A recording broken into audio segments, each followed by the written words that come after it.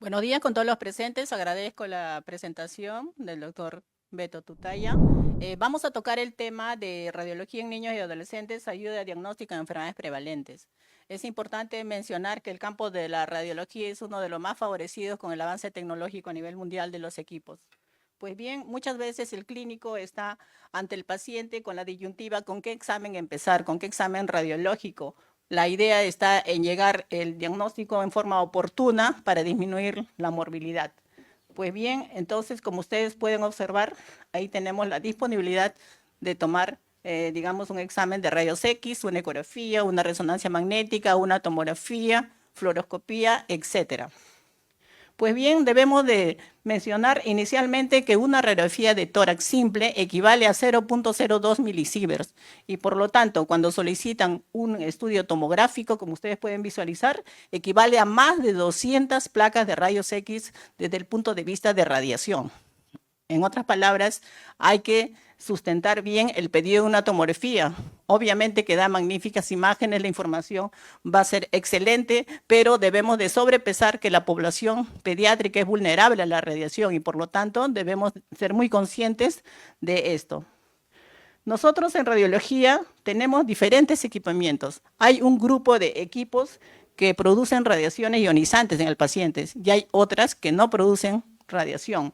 Tenemos el equipo de rayos X. El equipo de rayos X que es el primero en dar realmente su servicio para diferentes patologías. Por ejemplo, en patologías tumorales óseas, la radiografía simple es tan rica la semiología radiológica para acercarnos a la posibilidad del diagnóstico, sea benigno, maligno, pero también tenemos otros equipos más modernos, como tenemos ahí el arco en C. El arco en C es un equipo también muy usado en radiología intervencionista, que actualmente no solamente estos procedimientos es diagnóstico, sino también terapéutico. Tenemos, por ejemplo, el equipo de resonancia magnética. Resonador magnético no producen radiaciones ionizantes, son ideales para la población pediátrica. Debemos de recordar que el fundamento es el reordenamiento de los protones de hidrógeno en un resonador. Actualmente en el mundo tenemos con una potencia de 7 teslas. A mayor número de teslas, el equipo de resonador magnético es más potente. Empezó por 0.5. Ahora, tenemos también la fluoroscopía, donde nosotros podemos evaluar en forma dinámica el movimiento, por ejemplo, de los hemidiafragmas, para ver si hay compromiso o no. Tenemos también la aplicación de sustancias de contraste con exámenes especiales, con sustancias que realmente van a opacificar aquellas patologías que uno va a estudiar. Pues bien, el resonador magnético es el equipo top en el campo de la radiología. Ya hemos mencionado cero radiación. Y miren ustedes, no solamente vamos a evaluar nosotros imágenes, sino que también ya nos aporta, digamos, funcionalidad. ¿Por qué? Por ejemplo, nos va a dar información sobre la tractografía, resonador magnético, brinda tractografía donde podemos evaluar nosotros la indemnidad de las fibras nerviosas y su recorrido. Esto es muy importante para el neurocirujano, puesto que al momento del acto quirúrgico ya tienen preestablecido cómo están esos haces nerviosos.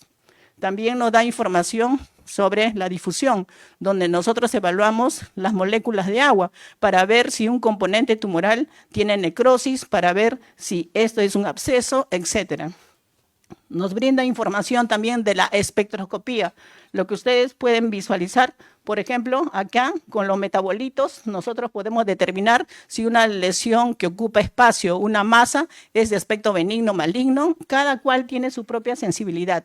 Y en el caso, por ejemplo, de arteriografías, nosotros podemos visualizar por resonancia con software que nos pueden brindar la estructura vascular. Entonces, vamos a mencionar que desde el punto de vista radiológico, en el campo de la pediatría, debemos nosotros de conocer de que esta, por ejemplo, esta caja torácica que corresponde a un neonato, tiene una morfología, miren, una tendencia a la cuadratura y tiene los arcos costales con tendencia a ser transversales, a diferencia de las otras etapas vida.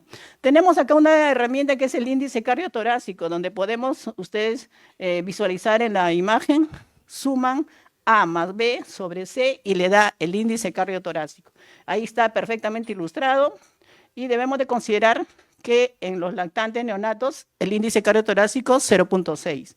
En el caso de la etapa escolar 0.55 y en el adolescente 0.5, la cual persiste en el adulto. También debemos de considerar que podemos visualizar el timo. El timo se puede visualizar incluso hasta los 4 años de edad. Obviamente que todavía continúa, pero desde el punto de vista radiológico podemos observarlo. Y esto se menciona, ¿por qué? Porque muchas veces nosotros vamos a visualizar como una apariencia de ensanchamiento del mediastino, cuando no lo es. Nosotros el timo tenemos características como el signo de la vela. Miren ustedes, acá hay un velero y tenemos el signo de la vela, donde la parte horizontal está dada por la cisura menor del pulmón derecho. Tenemos el signo de la ola, donde implica la impronta de los arcos costales anteriores sobre el timo. Recordemos que el timo es una estructura de localización anterior. Por lo tanto, muchas veces hay una confusión en el sentido de que puede ser una neumonía, o puede ser una atelectasia, o puede ser el timo. Pues bien, para nosotros el timo va a dejar ver la trama pulmonar posterior, a diferencia de una neumonía o una atelectasia que no deja ver el campo pulmonar. También tenemos, por ejemplo, en este caso, miren ustedes, la imagen que ustedes ven en este lado, donde hay imagen en suelta de globos. En radiología, cuando encontramos imágenes en suelta de globos, implica lesiones nodulares o de aspecto masa dispersas en ambos campos pulmonares. Cuando nosotros visualizamos esta imagen, ya presumimos de que se trata de una metástasis. Ahora, en pediatría, ¿qué tipo de primarios debemos de pensar cuando tenemos estas imágenes? Hablar de metástasis pulmonares, tenemos que pensar en el neuroblastoma, tenemos que pensar en el tumor de Wills, tenemos que pensar en el sarcoma de Ewing, tenemos que pensar en el osteosarcoma. Y es importante mencionar de que puede debutar con esta imagen y sin embargo hay que buscar de dónde es el primario. Hablar de neumonía en pediatría es hablar de diversas, digamos, imágenes que el radiólogo y el clínico tiene que determinar. Lo importante es que es una causa muy frecuente de morbilidad y mortalidad en aquellos casos avanzados. Desde el inicio del proceso patológico es importante mencionarles que si ustedes tienen un día cero, donde empiezan la sintomatología del paciente, no lo toman al momento, tómenlo por lo menos en promedio de 12 a 24 horas de empezado los síntomas. Si ustedes le toman una placa radiográfica antes, es probable que no represente la patología. En otras palabras, la clínica es primero y esperar, en promedio les sugiero 24 horas para tomar la primera placa radiográfica. Ahora, si el padre de familia refiere que ya días anteriores ya empezó la sintomatología, obviamente ustedes ya están aptos para solicitarlas y ver la representación. En este caso, por ejemplo, podemos observar una opacidad, miren ustedes, que compromete prácticamente el lóbulo superior derecho. Nosotros, cuando visualizamos una patología y el clínico también, en una placa de tórax, si ven una sospecha de patología en un lado, en este caso en el lado derecho, tómenle la radiografía lateral del lado que están sospechando. En otras palabras, si veo la patología derecha, pedir radiografía de tórax lateral derecha.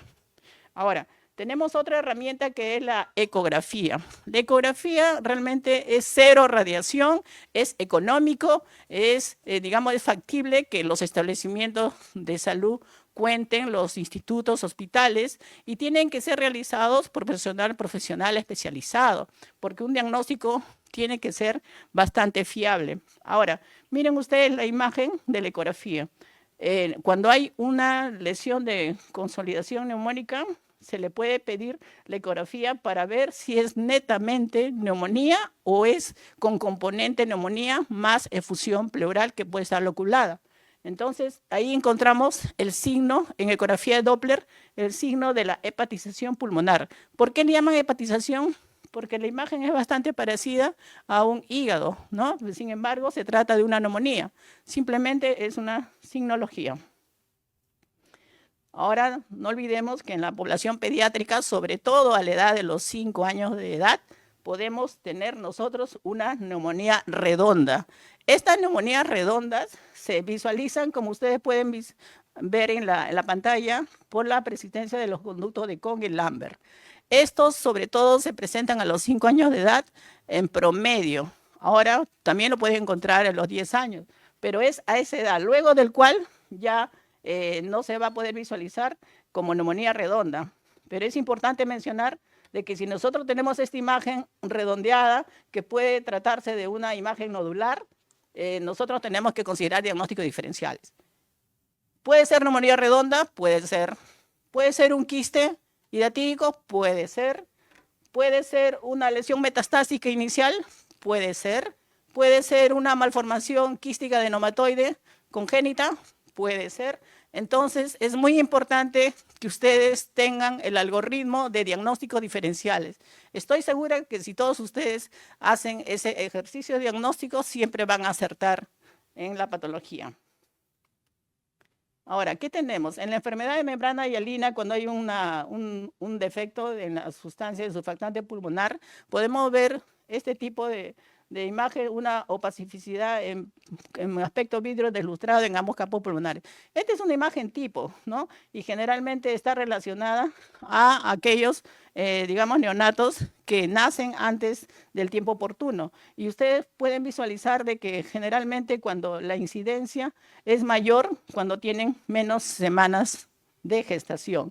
Hay que tener mucho cuidado en esta patología y también con los diagnósticos diferenciales correspondientes. Hablar de enterocolitis necrotizante, que es una enfermedad inflamatoria y necrótica, que es bastante, digamos, nos lleva a una alta morbimortalidad, considerando de que se trata de neonatos prematuros de muy bajo peso. Entonces, en este caso, nosotros tenemos que ser muy conscientes de que estamos realmente tratando de diagnosticar, porque esto puede complicarse con sepsis, puede complicarse también con una perforación intestinal, puede haber una resección y a futuro estos niños pueden tener discapacidad neurológica y también una alteración intestinal.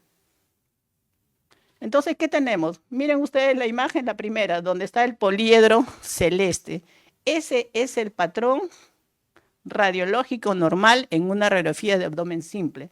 Las asas intestinales son de aspecto poliédrico o redondeado. No se diferencia lo que es asas delgadas y gruesas. Ese es el patrón normal. Sin embargo, al lado derecho de ustedes pueden visualizar que estas asas en los neonatos pierden el patrón normal radiológico en radioanatomía y se vuelven asas distendidas, dilatadas, y la punta de la flecha pueden visualizar ustedes signos de neumatosis intestinal. Lo que ya nos está hablando de que ya el diagnóstico realmente es persistente. Ahora, ¿con qué metodología diagnóstica lo podemos visualizar? No solamente con una radiografía de abdomen, también por ecografía, en manos entrenadas, obviamente. Ahora miren ustedes la otra imagen, también en la punta de las flechas pueden visualizar signos de neumatosis intestinal. Es importante pensar en este diagnóstico, buscar también la neumatosis porta cuando hay aire a este nivel. Puede estar asociada también a presencia de líquido libre. También la ecografía nos va a brindar una información. Nosotros los radiólogos en pediatría utilizamos los dos transductores, o sea, transductor convexo y transductor de partes blandas. En este caso, este transductor de partes blandas nos va a dar una fineza. Miren ustedes, ahí hay una ausencia de flujo y presencia de neumatosis intestinal, donde ya nos está hablando que hay una noxa en la mucosa y hay presencia de aire. Las zonas hiperecogénicas puntiformes para nosotros representa aire libre. Y a esto es lo que no se debe llegar, ¿no? Por ejemplo, ahí ustedes visualizan que esto es una pieza macro donde se ve las asas distendidas, desvitalizadas, con un cambio de coloración. Y en el estudio de microscopía, hematocilina y eosina, podemos visualizar la presencia de estas burbujitas de aire a nivel de la submucosa. Y no solo eso, también encontramos un incremento de vasos a nivel de las musculares. Entonces, esto obviamente que como ustedes visualizan, ya hay una noxa en el lumen y por lo tanto puede haber perforación y puede comprometer la vida de este paciente. Otra de las patologías que tienen que considerar cuando tienen cuadros clínicos repetitivos de procesos infecciosos respiratorios, el niño mejora y sin embargo otra vez regresa a consulta. ¿Qué está pasando? Hay que considerar que puede tener una malformación quística adenomatoide, que actualmente se le denomina el CIPAN. esta patología es congénita. Acá ha habido un defecto en la embriogénesis en las 16 semanas de vida intrauterina. Entonces, ¿qué sucede?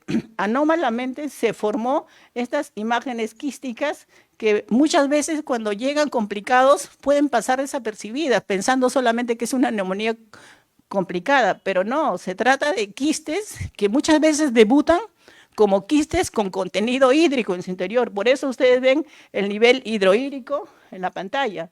En el lado derecho es el mismo paciente que se le realizó un estudio tomográfico con reconstrucción en volumen rendering. Y ahí se ve perfectamente lo que en la radiografía simple pueden ver ustedes, sospechar de 3 imágenes quísticas complicadas. En el lado derecho visualizan múltiples quistes, ¿no? Entonces se trató de una patología congénita en las cuales el tratamiento quirúrgico es importante realizarlo porque si no, estos niños van a persistir con los cuadros repetitivos. Ahora no solo eso, muchos de ellos están asociados con secuestros pulmonares, o sea, secuestros más las imágenes quísticas. Nosotros tuvimos oportunidad de hacer un trabajo con un neumólogo, el doctor Núñez, y presentamos a la revista un estudio de 29 pacientes donde tratamos de ver realmente qué tipo de CIPAN estaban comprometidos en estos niños. Y justamente el resultado fue el tipo 1, donde los quistes son más de 2 centímetros de diámetro y estos están asociados sobre todo con patologías en cambios en el epitelio pulmonar poliestratificado. Ahora, esto estaba acorde, este estudio, con lo que a nivel universal, el tipo 1 es el que predomina precisamente, ¿no? Miren ustedes, también puede visualizarse como esta imagen donde ustedes ven, este es un quiste, pero en ojo no entrenado puede pasar por alto, pueden ponerlo como algo normal, sin embargo hay que ser muy acucioso y está bien delineado y acá hay un quiste pulmonar. Entonces con esto les quiero decir de que realmente la patología es variable, pero hay que pensar en el diagnóstico. Otra de los casos que pueden ustedes encontrarse en la población pediátrica también es presencia de masas, ¿no? Masas corresponde a imágenes más de 3 centímetros de diámetro, las cuales ustedes pueden visualizar a nivel ápico subclavicular una imagen ovoidea radiopaca, las cuales se le toma una radiografía lateral y se puede visualizar. Ahí ustedes pudieran pensar que se trata de una lesión pulmonar, pero no, esta es una lesión de pared, una tumoración de pared torácica que simula una lesión pulmonar. Se le hace un estudio de tomografía y ahí pueden visualizar en la punta de la flecha una lesión sólida hipodensa que capta discretamente en contraste. Entonces, se trató de un tumor de Askin que es neuroectodérmico. También no olvidarnos de la tuberculosis. La tuberculosis es la gran simuladora, es la que tiene que estar en los diagnósticos difíciles porque realmente no respeta ningún órgano. Hablar de una tuberculosis multisistémica es hablar de un compromiso de tuberculosis pulmonar con compromiso y complicaciones a otros órganos distantes, como puede ser el cerebro, como puede ser la columna vertebral, etcétera. Entonces, ¿qué tenemos? Tenemos un infiltrado intersticio acinar que compromete ambos campos pulmonares, predominantemente el derecho, áreas de milia, y miren ustedes, miren, en la radiografía, la primera, pueden impresionar que hay un discreto ensanchamiento del mediastino. Cuando se le hace el estudio tomográfico, en el lado derecho de ustedes, pueden visualizar en el plano coronal, en la flecha, pueden visualizar, miren los ganglios, cómo captan contraste en forma periférica. Si bien esto no es patognomónico de la tuberculosis, en nuestro medio, prácticamente, cuando ustedes vean esta lesión, sí está muy relacionado a tuberculosis. Entonces, esos son ganglios mediastinales que tienen una captación por necrosis central, ¿no? Miren ustedes el mismo paciente donde había compromiso encefálico. Realmente, mientras menos edad tenga el paciente y tengan la seguridad que puede haber secuelas posteriores, ¿no? Sobre todo cuando hay un compromiso cerebral. Miren ustedes ahí, la tuberculosis no cree en nadie. En este caso, pueden visualizar en este estudio tomográfico, en la punta de la flecha, el absceso del psoas. Muchas veces vienen niños con dificultad para caminar, se le hace ecografía o placa de rayos, se encuentra normal, sin embargo, alguien sospecha que puede estar comprometido el psoas. Efectivamente, en una tomografía muy bien justificada, se encuentra un absceso del psoas derecho. Y también en el caso del compromiso del mal de Pot, todavía seguimos viendo, todavía se sigue visualizando lesiones óseas con destrucción muchas veces de la altura, con destrucción de la superficie del platillo superior.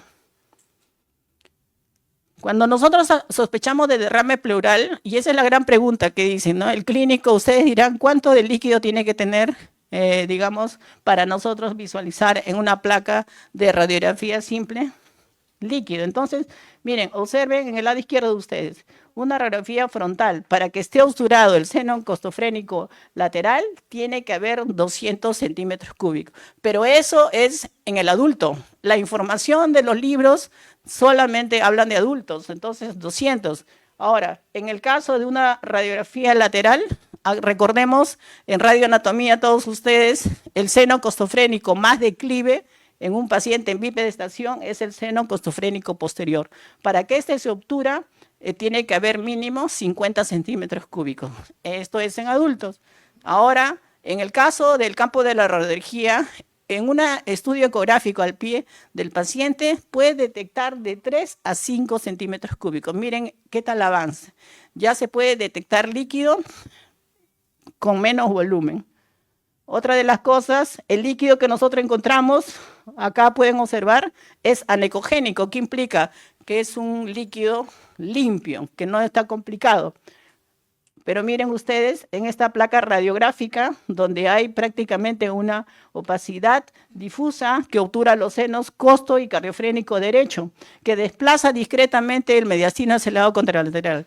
Cuando nosotros encontramos que hay un desplazamiento, debemos de sospechar de que no solamente puede haber un componente neumónico, sino está predominando el componente hídrico. Y otra de los hallazgos que podemos tener es, por ejemplo, la parte inferior derecha de ustedes, tenemos la efusión pleural, pero ya no es anecogénico puro como el primero, sino que ya tiene ecos pontiformes, lo cual nos habla de un líquido de aspecto exudativo. Y lo último, ya más complicado, en la parte superior, donde podemos encontrar un derrame pleural loculado, tabicado, con engrosamiento pleural. Entonces, la ecografía nos brinda una información bastante rápida y las características que podemos tener. El neumólogo, el clínico, obviamente que para ellos es una gran ayuda. Primero, le brindamos el volumen, cuántos centímetros cúbicos. Segundo, le brindamos las características que tiene este derrame pleural. Ahora, esta es otra de las patologías que también se siguen observando y bueno, realmente se está incrementando, ¿no? Porque es importante considerar que la salud pública no debemos descuidarla. En una radiografía de tórax encontramos, miren ustedes, una opacidad basal interna del campo pulmonar derecho. Se le hace un estudio tomográfico y ustedes observan que se trata de una imagen quística con membranas en su interior. Y abajo, en el color naranja, es una reconstrucción por tomografía en volumen rendering, donde se visualiza claramente las membranas dentro de un quiste. Y en nuestro medio, ver membranas dentro de un quiste es hablar de quiste hidatídico, que en las zonas altoandinas, en Cerro de Pasco, Andahuaylas, sobre todo estas áreas, todavía se sigue visualizando como una zona endémica. Ahora, en la población pediátrica va a predominar el quiste hidatídico pulmonar, a diferencia del quiste hidatídico en el caso de adultos. En los adultos va a predominar el quiste hidatídico hepático, ¿ya? Eso tienen que considerarlo, muy importante para que ustedes puedan visualizar. En este caso, no solamente tubo pulmonar, sino también hepático. Ahora, esta es otra de las patologías que también puede comprometer diversos órganos, como podemos ver en este caso. Por ejemplo, acá también se puede visualizar imágenes ovoideas que con estudio ecográfico tenía también a nivel del hígado. Y este es otro caso en el cual, miren ustedes, hay una marcada elevación del hemidiafragma. Muchos de ustedes dirán cuál es el rango aceptable si sabemos que el hemidiafragma derecho generalmente está un poco más elevado por el hígado, pero sin embargo solamente se acepta 1.5 espacio intercostal de diferencia de altura de los hemidiafragmas. Este sobrepasa en demasía este concepto por el cual con un estudio ecográfico simple se puede visualizar un enorme quiste que está ejerciendo efecto de masa sobre el hemidiafragma, elevándolo. Este es un quiste simple donde si nosotros visualizamos en el hígado, tenemos que hacer de todas maneras los diagnósticos diferenciales correspondientes.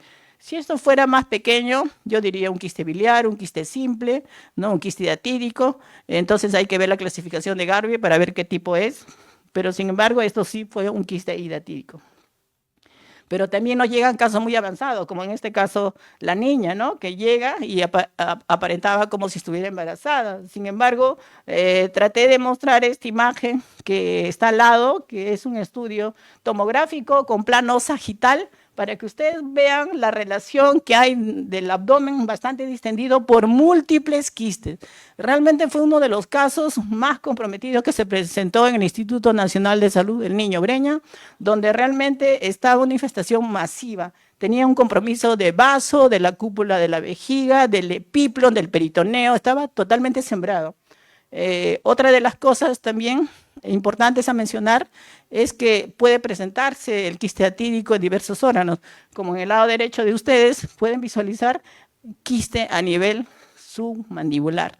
Y ahí es donde los anatomopatólogos evalúan las membranas sanguíneas, hacen estudios de hematoxilina y eosina, y este caso bastante peculiar porque no es frecuente que se encuentre, sin embargo se presentó en quiste submandibular por hidatidosis.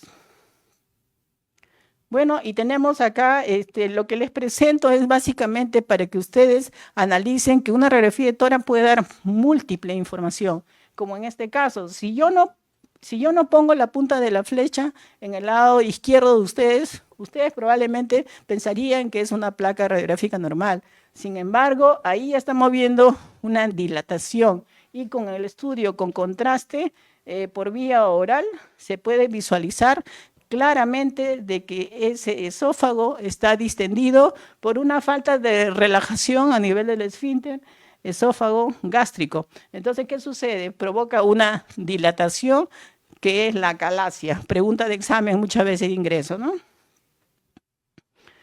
Hablar de apendicitis aguda, ¿qué emergencia no está ante esta disyuntiva? Todos ustedes que pasan por emergencia en algún momento, directo o indirectamente, tenemos que resolver este tema. Hablar de abdomen agudo quirúrgico es realmente en pediatría mucho más difícil que hablar en adulto. El adulto le señala dónde le duele. El adulto empieza con dolor epigástrico y al final se localiza en fosa ilíaca derecha. Sin embargo, en la población pediátrica pueden presentarse donde el niño simplemente llora, empieza a tener fiebre, está irritable, pero ellos no localizan tanto como en otro grupo etario. Entonces, ¿qué tenemos? Cuando tenemos una sospecha de esto, hay que pedirle ecografía y una radiografía simple de abdomen. ¿Cuál es la información que nos da la radiografía simple de abdomen? Como ustedes ven, se ve ahí en la punta de la flecha el apendicolito. El apendicolito viene a ser una imagen ovoidea proyectada en fosa ilíaca derecha que representa realmente una calcificación en el lumen del apéndice. Si yo tengo una clínica de dolor en el cuadrante inferior derecho y veo este apendicolito, tengan la seguridad de que esta apendicitis se va a complicar. Aquellos que tienen apendicolito se complican más que aquellos que no lo tienen. ¿En qué porcentaje se presenta? Solamente en el 14% de los apéndices se puede visualizar esto. Aparte, una radiografía de abdomen simple le va a dar información a ustedes cómo está el patrón de las asas intestinales. Muchas veces, cuando hay compromiso inflamatorio por apendicitis, la grasa properitoneal se borra.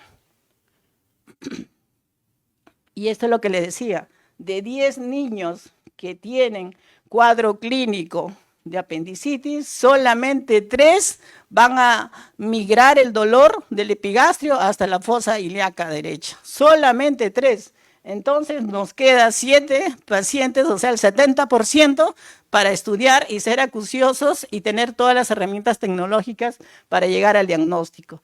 Eso es todo un reto. Mientras menos edad tenga el paciente con apendicitis, tengan la seguridad que la complicación va a ser mayor. Aparte, agreguemos a eso de que el peritoneo todavía en la población pediátrica, sobre todo lo de menos edad, no tiene la madurez suficiente para crear una resistencia. Y es ahí que clínicamente no va a haber una resistencia, simplemente una dolorabilidad difusa. ¿Y qué encontramos nosotros en ecografía? Encontramos una imagen tubular, una imagen con signos de proceso inflamatorio adyacente, una hiperecogenicidad periférica, una compresión sónica que va a provocar dolor. Encontramos una medida anteroposterior mayor a 6 milímetros y muchas veces puede estar asociado al líquido libre o no. Y también en algunos casos, ojo, hemos mencionado para los que todavía no escucharon al inicio, de que un estudio tomográfico implica en radiación más de 200 placas de rayos de tórax. Entonces tiene que estar muy bien sustentado. Solamente en algunos casos se debe pedir tomografía cuando se trata de una sospecha de patología compleja, cuando son cuadros atípicos y el paciente todavía está, digamos, en desmedro. Entonces, porque sobre todo la clínica va a ser más difícil cuando se trata de la retrocecal. La patología de la implantación del apéndice retrocecal es mucho más difícil todavía. Entonces, cuando se hace un estudio tomográfico, por ejemplo, como en este caso, ahí pueden visualizar el apéndice, pero el apéndice es una estructura anatómica que puede tener el ser humano. En este caso no tenía signos de inflamación en la tomografía, solamente estaba el apéndice y no tenía compromiso inflamatorio de la grasa periapedicular. Entonces hay que saber sustentarlo, sobre todo si amerita o no. Ahora, esto les traía el caso, esto es una imagen de la literatura de un atlas de oncología. ¿Y por qué les traigo? Porque yo recuerdo hace muchos años cuando trabajé en un hospital general, recibí a una niña de 8 años de edad con dolor abdominal, estaba pero súper irritable, se le realizó la ecografía y se le encontró signos de hemoperitoneo. Y ustedes saben que la sangre es muy irritante y es dolorosa para el paciente. Y aparte se le encontró una masa anexial derecha. Cuadros agudos, cuando es de sexo femenino, tengan la seguridad que tienen más diagnósticos diferenciales a que si se trata de cuadros agudos quirúrgicos en varones. Pues bien, continuando con el relato, tenía hemoperitoneo, tenía una masa anexial derecha. Si fuera una adolescente, o en todo caso, si hubiera tenido antecedentes de RS, pensaría que se puede tratar de un embarazo ectópico roto, ¿no? Pero no, acá no había antecedentes previos y simplemente se le informó como tal. Líquido libre, cuánta cantidad y una masa anexial. Y como siempre le digo a los alumnos, hay que seguir a los pacientes, y terminó en un disgerminoma roto que provocó el hemoperitoneo con un compromiso de abdomen agudo, quirúrgico, pero de naturaleza ginecológica. Y aquí tenemos la intusosección, donde es una asa ingresa dentro de otra asa, también da cuadros agudos, puede provocar las heces en grosella, sangre, dolorabilidad y algunas veces se palpa. En una placa radiográfica podemos encontrar una imagen ovoidea, pero primera elección, la ecografía. En la ecografía podemos encontrar nosotros esta imagen que le denominan el signo de la dona de Diana o el signo del pseudo riñón cuando es una imagen oblicua o el signo del Target. Esto tiene, miren ustedes, una alta sensibilidad de 97%, lo cual es suficiente para entrar al acto quirúrgico. Y no debemos esperar, como la imagen superior, de una necrosis de asa, porque esto va a terminar en una resección. Hablar de estenosis hipertrófica del píloro es hablar de aquellas vómitos en proyectil, donde incluso están en el establecimiento y al vomitar en forma abrupta manchan la pared. Son niños, generalmente varones, son bajo peso porque ya tienen una historia de vómitos previos. Miren ustedes, esta es la imagen que nosotros observamos en ecografía, donde se ve el engrosamiento de la capa muscular del píloro, lo cual tiene una sensibilidad bastante alta, que debe ser esta mayor de 3 a 4 milímetros de grosor de capa. Y esta es una pieza macro donde se ve claramente la hipertrofia. Antes se podía administrar el contraste oral, pero ahora ya no. En manos entrenadas, suficiente con ecografía, con sospecha de hipertrofia píloro para entrar al acto quirúrgico. Bueno, y para terminar, porque ya el tiempo es oro, hay mucho por hablar, realmente radiología es un campo enorme.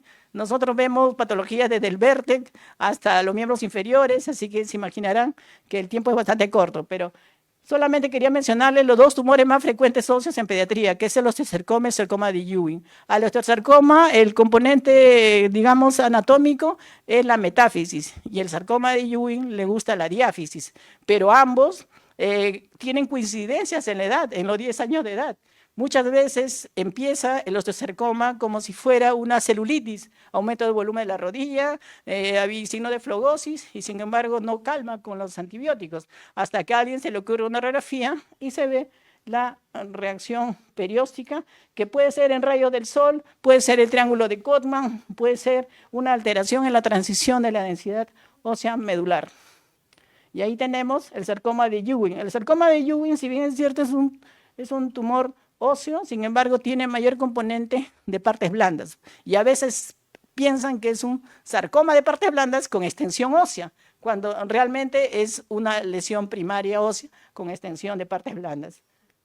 A ambos les gusta el fémur, pero a diferencia del Ewing, el segundo hueso comprometido es el ilíaco. En cambio, en el osteosarcoma, el primero es el fémur y el segundo la tibia. ¿Cuándo pedir resonancia magnética? Solamente para extensión de la enfermedad y para planeamiento quirúrgico del cirujano. Pero el diagnóstico, generalmente, el que más aporta desde el punto de vista radiológico es hasta ahora la radiografía simple ósea, por la semiología y la riqueza que tiene en las características que brinda. Bueno, y solamente ya para terminar, hablar de vías urinarias, muchas veces nos piden descartar reflujo vesico-ureteral. Para eso es la cistografía, pero en el campo de la radiología tenemos que considerar de que existe la ecografía para empezar el estudio de patologías virurinarias. También tenemos la cistografía, donde ahí se trata de un reflujo vésico-ureteral grado 3. Lo normal es que no haya representación ni del uréter ni de la pelvis renal, simplemente, y ahí está asociada a un divertículo a nivel, miren ustedes, un divertículo ureteral. También tenemos el urotén. El urotén, recuerden que tiene mucha radiación, sin embargo, si su establecimiento tiene una resonancia magnética, perfectas imágenes, cero radiación para población pediátrica, obviamente que tenemos que estar nosotros de acuerdo a la realidad de cada establecimiento. Si se cuenta con uroresonancia, excelente, tiene una magnífica reconstrucción en 3D. Y ahí tenemos doble sistema biolocalicial derecho, ureterocele, la cabeza de cobra, en el lado izquierdo, en el lado derecho ustedes, litiasis ureteral. Bueno, y nada más para terminar, la colestasis, no olvidarse del quiste colédoco. Es uno de los diagnósticos y el más frecuente, de acuerdo a lo que se evidencia, es la presencia de quiste a nivel de las vías biliares extrahepáticas, que puede ser quística, fusiforme o focal. Y ahí ustedes pueden observar en un estudio de resonancia perfectamente. La resonancia, la colangioresonancia es excelente para las vías biliares, no se olviden de eso. Y el grado severo es el grado 5, donde se encuentra la enfermedad de Caroli, donde hay una dilatación múltiple de las vías biliares intrahepáticas con una magnífica reconstrucción por resonancia magnética. Esto vendría a ser la del tipo 5. Gracias.